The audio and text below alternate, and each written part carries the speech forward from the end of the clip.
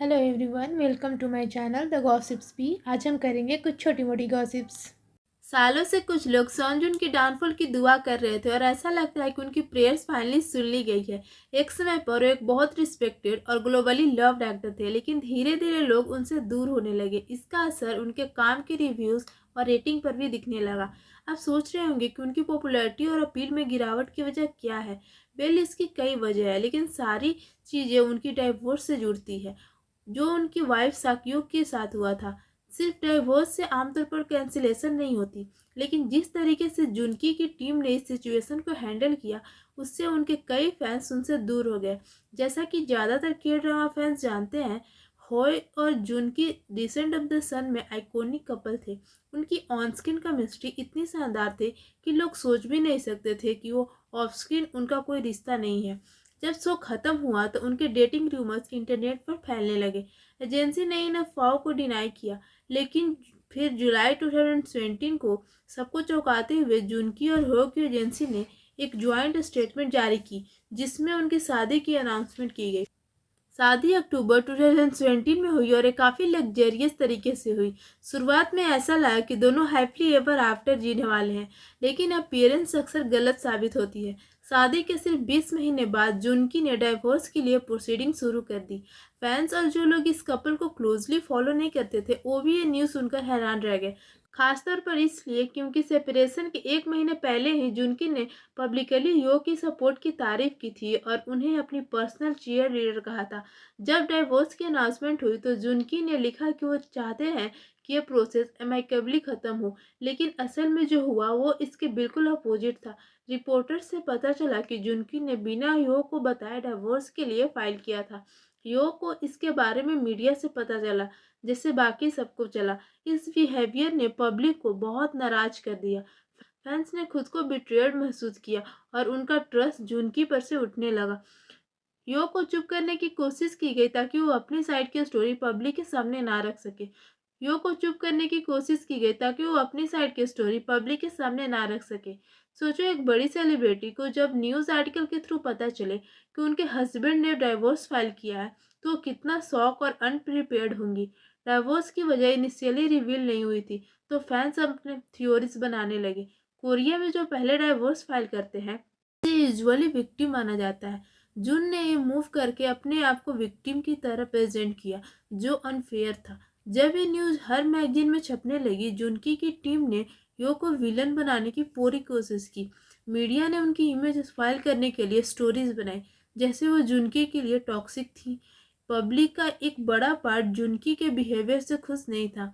उनके ऊपर र्यूमर्स आई कि जुनकी ने यो को चीट किया उनकी मेकअप आर्टिस्ट के साथ, जो उनकी रेपुटेशन को और भी खराब कर गई। यो इतनी स्ट्रेस्ड थी कि अपनी मैरिज इशू की वजह से उनका वेट ऑलमोस्ट 5 kg कम हो गया।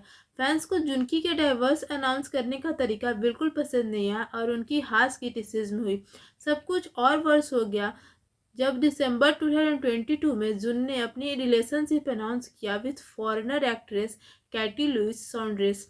बहुत से लोग ऑलरेडी उससे नाराज थे, लेकिन जब उन्होंने एक फॉरेनर के साथ शादी की बात की तो उन्हें और ज़्यादा बैकलेस मिला। फिर जनवरी 2023 में जुन ने अनाउंस किया कि उन्होंने कैटी के साथ शादी कर ली है। ये न्यूज़ एक और शॉक थी फैंस के लिए और उनका गुस्सा और नफरत और बढ़ते गया। जुनकी और उनकी वाइफ ने अपने रिलेशनशिप को ऑफिशियली रजिस्टर करने के बाद एक और शॉकिंग अनाउंसमेंट की। वो दोनों एक साथ एक बेबी एक्सपेक्ट कर रहे थे। जुनकी ने एक इंटरव्यू के ड्यूरिंग अपनी वाइफ के लिए कुछ स्वीट वर्ड्स शेयर किए, लेकिन व्यूवर्स को लगा कि उनकी बातें उन्हीं लाइन को रिपीट कर रही थी जो उन्होंने पहले योग के लिए कही थी। लोगों ने कमेंट किया कि वो सेम लाइन यूज़ करते हैं हर बार, जो उनकी जेन्युइन फीलिंग पे डाउट डाल रहा था। उनका रिलेशनशिप इतनी स्पीड से आगे बढ़ा कि लोग अनकंफर्टेबल फील करने लगे। जून 15 को जुनकी और उनकी वाइफ पेरेंट्स बने एक बेबी बॉय के। जुनकी ने एक हार्टफेल्ट लेटर में लिखा, मैं अपनी वाइफ के होम टाउन रोम में हूँ और हमारा बेबी हेल्दी है और सन दोनों ठीक है। ये न्यूज़ इनिशियली फैन के लिए अच्छी थी, लेकिन उन्होंने एक इंटरव्यू में कुछ ऐसा कमेंट किया जो लोगों को बिल्कुल पसंद नहीं आया। एक यूट्यूब इंटरव्यू में उन्होंने अपने नए फादरहुड एक्सपीरियंस और करियर बैलेंस के बारे में बात की, लेकिन एक रिमार्क ने सबका ध्यान खींचा। कभी कभी लगता है जैसे मेरा जॉब जा रहा है, क्योंकि शादी और एक बेबी के साथ मैनेज करना बिल्कुल मुश्किल है। यह स्टेटमेंट वायरल हो गया, लेकिन गलत वजहों से। नेटिजन्स इस रिमार्क से शॉक हो गए क्योंकि कोरियन एंटरटेनमेंट इंडस्ट्री में यह रियलिटी उल्टी है। एक्ट्रेस को चाइल्ड बर्थ के बाद अपनी करियर रोकनी पड़ती है और हार्श क्रिटिसिज्म फेस करना पड़ता है, जबकि मेन को और ज़्यादा प्रोजेक्ट मिलते हैं ताकि फैमिली को फाइनेंशियली सपोर्ट किया जा सके। जुनकी के वर्ड्स ने लोगों के दिल में उनके लिए रिस्पेक्ट कम कर दी और उनका पास्ट जो ऑलरेडी कंट्रोवर्शियल था उनकी इमेज को और ख़राब कर गया। लोग अब उनकी स्पीडी शादी और नए रिलेशनशिप को सस्पिशियस मानने लगे हैं और उनका करियर एक तरह से डिक्लाइन होता नज़र आ रहा है। फैंस उन्हें फ्रॉड तक बुलाने लगे हैं क्योंकि उन्होंने जो प्रॉमिस और इमेज शेयर की थी उससे बिल्कुल अपोजिट बिहेवियर दिखा है। मेल एक्टर्स के लिए एंटरटेनमेंट इंडस्ट्री में डबल स्टैंडर्ड बहुत एविडेंट है। जब मेल एक्टर हाइनियस एक्ट भी करते हैं तब भी उन्हें स्केप मिल जाता है, लेकिन एक्ट्रेस को छोटी से छोटी गलती के लिए हार्श बैकलेस फेस करना पड़ता है। इस डबल स्टैंडर्ड के कॉन्टेक्स्ट में जुनकी का कंट्रोवर्शियल कमेंट और भी प्रॉब्लमैटिक लगा और उसने काफ़ी लोगों को उनके अगेंस्ट कर दिया। फैंस और नॉन फैंस ने उन्हें इग्नोरेंट बुलाया और ये इंटरव्यू पुराने होने के बाद भी लोगों ने इससे भुलाया नहीं।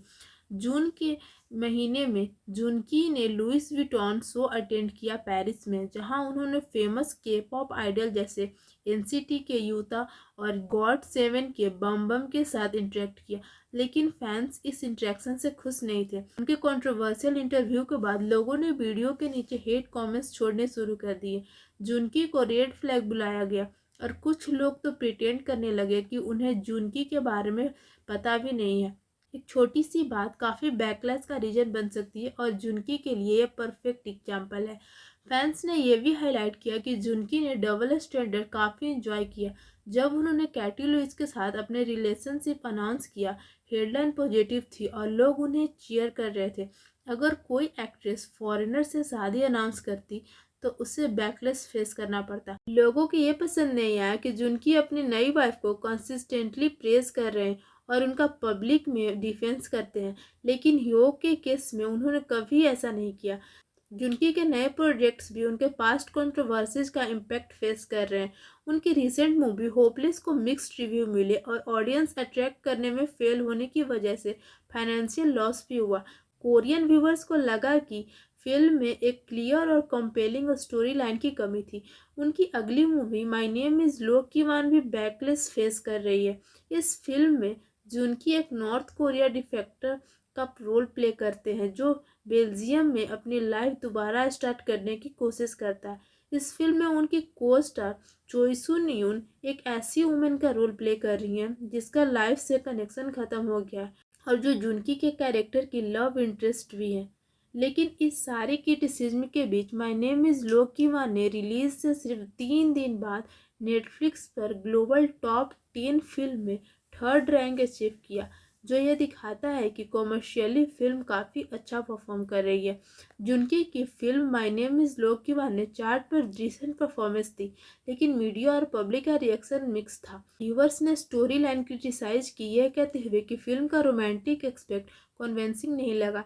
कियान और मैरी का रिलेशनशिप एंड में तो बन गया, लेकिन फैंस इस बात से खुश नहीं थे कि उनका बॉन्ड नेचुरली डेवलप्ड होता नजर नहीं आया। जुनकी ने बोला, मुझे इतने पोलराइज्ड ओपिनियन की उम्मीद नहीं थी, लेकिन जब मैं उन रिव्यूज़ को देखता हूँ जो फिल्म पसंद नहीं करते तो मुझे लगता है कि वो इसे कनेक्ट नहीं कर पाए। कुछ लोग कहते हैं कि मेलोड्रामा के लिए इनएप्रोप्रिएट था और मैं इस क्रिटिसिज्म को समझता हूँ क्योंकि मैं भी पहले इसी रीजन से इसे रिजेक्ट कर चुका हूँ। उन्होंने अपने फैंस की मिसअंडरस्टैंडिंग पर अपना डिसअपॉइंटमेंट एक्सप्रेस किया और कहा, अगर कोई इसे 2 या 3 बार देखने के बाद भी एम्पैथाइज नहीं कर पाता तो एक मेरे कंट्रोल के बाहर है, जैसे अपने बच्चे को छोड़ देना।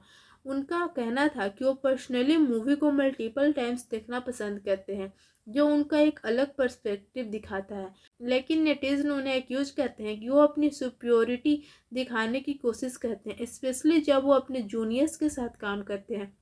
उन्हें क्रिटिसाइज किया गया कि वो हर प्रमोशनल इवेंट और फोटोशूट में सेंटर पोजीशन ऑक्युपाई करते हैं, चाहे उनका रोल लीड ना हो।